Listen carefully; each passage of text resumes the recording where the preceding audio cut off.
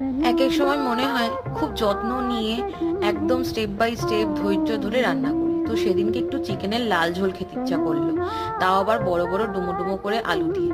তো প্রথমে আলুগুলোকে সর্ষের তেলে ভেজে নিয়েছি নুন আর হলুদ দিয়ে। তারপরে সেই তেলে সাদা জিরে তেজপাতা দিয়ে সেখানে একটু চিনি দিয়ে দিলাম, যাতে কুচনো পেঁয়াজটা দেওয়ার সময় একটু লাল লাল হয়ে যায়, বেশিক্ষণ যাতে না লাগে টাইমটা। তারপরে সেখানে পেঁয়াজ আদা রসুন আর টমেটো বাটা দিয়েছি, ওই 4 চামচ মতো। তারপর একটু কুচি করে দিয়েছি টমেটো, আমি কিন্তু কাঁচি দিয়ে কুচি করি, যা কুচি করতে লাগে। তোমরা কে কে কাঁচি ইউজ করো আমাকে কমেন্ট করে অবশ্যই জানিও। তারপরে ধুয়ে রাখা চিকেনটা দিয়েছি, তার মধ্যে গুঁড়ো যেগুলো আছে, হলুদ গুঁড়ো, কাশ্মীর লঙ্কার গুঁড়ো, ধনে গুঁড়ো, গরম মশলা, জিরের গুঁড়ো, সমস্ত কিছু দিয়ে ভালো করে টাইম নিয়ে কষিয়ে তারপরে আলুগুলো দিয়েছি। গরম জল ঢেলে 15 মিনিটের জন্য ঢেকে দিয়েছিলাম।